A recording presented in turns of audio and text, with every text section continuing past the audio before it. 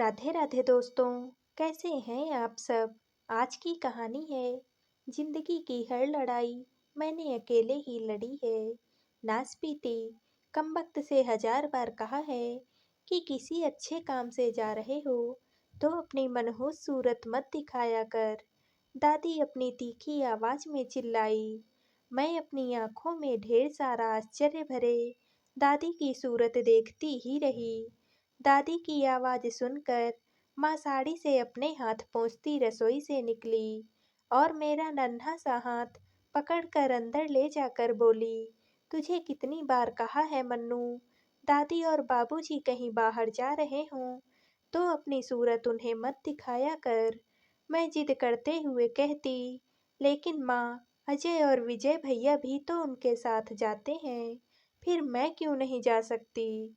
माँ अपने आंसू पोंछते हुए कहती, तू समझा कर मन्नू, वे लड़के हैं, तुझे पैदा करके तो जैसे मैंने कोई अपराध ही किया है। अजय और विजय भैया के पैदा होने पर सारे घर में खुशी की लहर दौड़ गई थी।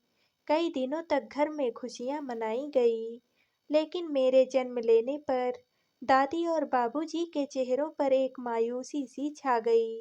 माँ को छोड़कर सारे घर की उपेक्षाएं ही मेरे हिस्से में आई थी। मन रुक रुक कर अपनी परतें खोलने लगा, परत दर परत अतीत वर्तमान का रूप लेने लगा। मेरी दोनों भाइयों के मुंह से निकलने से पहले ही उनकी सारी इच्छाएं पूरी कर दी जाती थीं और मैंने तो कभी जाना ही नहीं कि चाह क्या होती है, जिद क्या होती है, ना अच्छे कपड़ों में, ना ही खिलौनों में। आज भी जब बाजार में किसी शोरूम में कोई सुंदर सी गुड़िया या कोई सुंदर सी फ्रॉक देखती हूँ तो बचपन मेरा फिर से जी उठता है। मैं अपने पिता पर कभी भी अपना अधिकार ही नहीं समझ पाई कि उनसे कुछ मांग सकूं। जब मेरी उम्र के सारे बच्चे गुड्डे गुड़ियों का ब्याह रचाते, खेलते रहते, उस समय मैं खामोशी से एक कोने में बैठकर सोचती, काश मैं भी अपनी माँ की कोख में लड़का बनकर पैदा होती तो सारे घर का स्नेह दुलार मेरे भी हिस्से में आया होता। यदि उस समय भी सोनोग्राफी जैसे टेस्ट हुए होते तो मेरे पिता ने भी डॉक्टरों की मदद से मुझे गर्भ में ही मार दिया होता।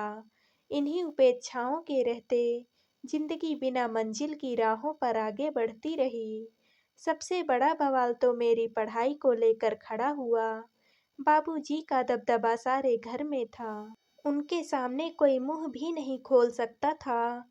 मेरे एडमिशन की बात सुनते ही वे भड़क उठे, कोई जरूरत नहीं है स्कूल जाने की, घर का कामकाज सीखो, तुम्हें कौन सी नौकरी करनी है, दूसरे के घर का चूल्हा ही तो फूंकना है। अजय और विजय तो मेरे दो फल देने वाले पेड़ों की तरह हैं, इन पर जब पैसा खर्च करूंगा तो बड़े होकर इनमें फल लगेंगे। माँ ने बात संभालते हुए धीरे से कहा, ठीक है जी, लड़की की इच्छा है तो किसी सरकारी स्कूल में ही डाल दो, भाइयों की किताबों से पढ़ लिया करेगी। जब फर्स्ट डिवीजन में पास होने पर मैं अपना रिपोर्ट कार्ड लेकर उत्साह से भरी हुई बाबूजी के पास जाती तो वे बुझी सी आवाज में कहते, अच्छा, पास हो गई तू। मेरा सारा उत्साह साबुन के जाग की तरह बैठ जाता। अजय और विजय भैया पढ़ाई में मेरा मुकाबला कभी भी नहीं कर पाए। शादी ब्याह की बात को लेकर भी बाबूजी की इच्छा ही सर्वोपरि थी। वो गांव के ठाकुर के बिना पढ़े लिखे लड़के से मेरी शादी करना चाहते थे। उनका विरोध अब घर में कोई कर भी नहीं सकता था। माँ ने एक दिन हिम्मत करके डरते हुए कहा कि मैं सोच रही थी जी कि इस लड़के से मन्नू का ब्याह ना किया जाए। शहर का कोई पढ़ा लिखा लड़का देखकर मन्नू का ब्याह करें तो। सुनकर बाबूजी बिगड़ते हुए बोले, तुम्हारा दिमाग तो ठीक है। अजय की माँ, लड़के आजकल मिलते कहाँ हैं, देखा भला लड़का है, जमीन जायदाद है, लड़की रानी बनकर रहेगी, पढ़ाई लिखाई में आजकल रखा ही क्या है।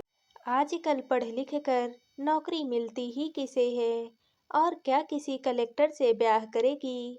लेकिन मैं भी अपनी जिद पर अड़ी रही। जीवन में पहली बार बाबूजी के सामने मेरा मुंह खुला। मैंने बचपन से कभी कुछ नहीं चाहा बाबूजी। अपनी जिंदगी का कुछ हिस्सा मैं अपने ढंग से अब जीना चाहती हूँ। जिंदगी की हर लड़ाई मैंने अकेले ही लड़ी थी। ना ही मेरी कोई इच्छा थी और ना ही कोई पसंद। मैंने बचपन से ही ये बात अपने मन में अच्छी तरह बैठा ली थी कि मेरी इच्छाएं तभी जन्म लेंगी जब मैं स्वयं उन्हें पूरा करने के लायक बन जाऊंगी। मैं भी अपने पिता से और बच्चों की तरह जिद कर सकती थी, लेकिन मुझे बचपन से ही यह एहसास कराया गया था कि मैं अनचाही हूँ। मेरी तो किसी की आवश्यकता ही नहीं है। मुझे शहर के एक कॉलेज में लेक्चररशिप मिल गई थी। मेरे दोनों भाई अभी भी बेरोजगार ही थे। गांव की जमीन जायदाद बेचकर शहर में दोनों ने बिजनेस करना शुरू कर दिया था। बाबूजी की नाराजगी की वजह से मैं साल में एक दो बार ही घर जा पाती थी। उस दौरान भी वे खींचे खींचे से रहते। कल ही अजय भैया का फोन आया था कि बाबूजी को शरीर के दाहिने हिस्से में लकवा हो गया है। बस कंडक्टर के टिकट मांगने पर विचारों की श्रृंखला टूटी। घर पहुंचने पर देखा, एक कोठरी नुमा कमरे में बाबूजी की चारपाई पड़ी थी। मुझे देखकर मैंने उनकी आंखों में आज पहली बार अपने लिए स्नेह देखा। अपना कांपता हुआ हाथ उठाने की कोशिश कर रहे थे। मैंने बमुश्किल अपने आंसू रोकते हुए पूछा, कैसे हैं बाबूजी?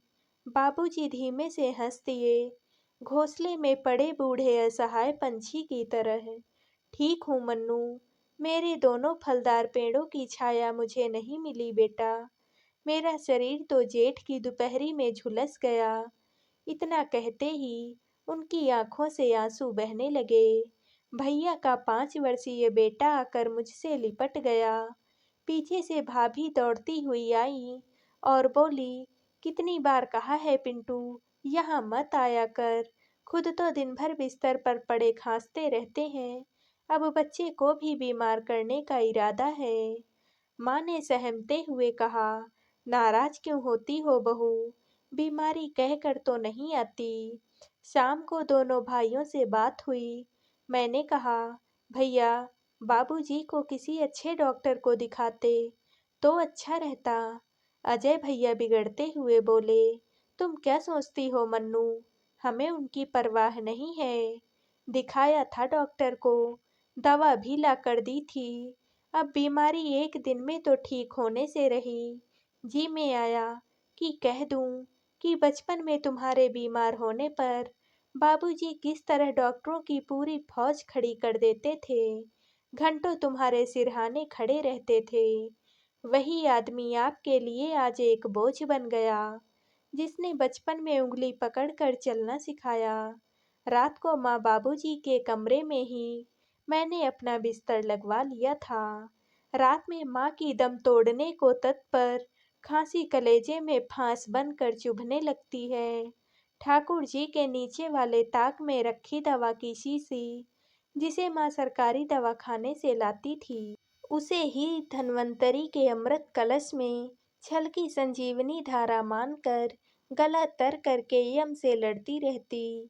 धीमे प्रकाश के टिमटिमाते बल्ब की रोशनी में माँ को ठीक से कुछ भी दिखाई न देता।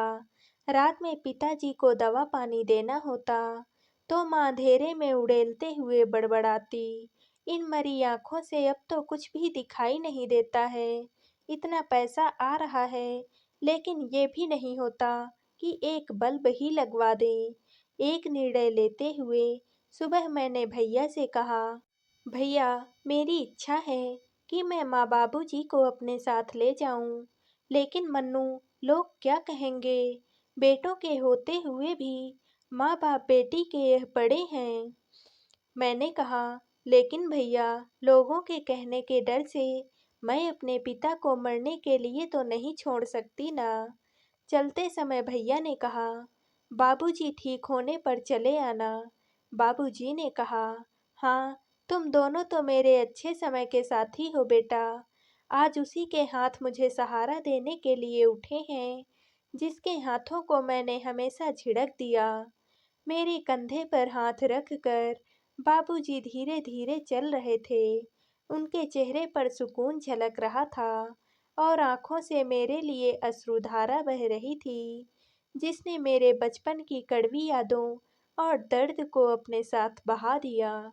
तो दोस्तों, आप सबको ये कहानी कैसी लगी? कमेंट करके ज़रूर बताइएगा और वीडियो को लाइक व शेयर कीजिएगा। अगर आप इस चैनल पर नए हैं और अब तक चैनल को सब्सक्राइब नहीं किया है, तो प्लीज़ चैनल को सब्सक्राइब कर लीजिएगा। कल मिलते हैं एक और नई कहानी के साथ। आप सभी का बहुत बहुत धन्यवाद।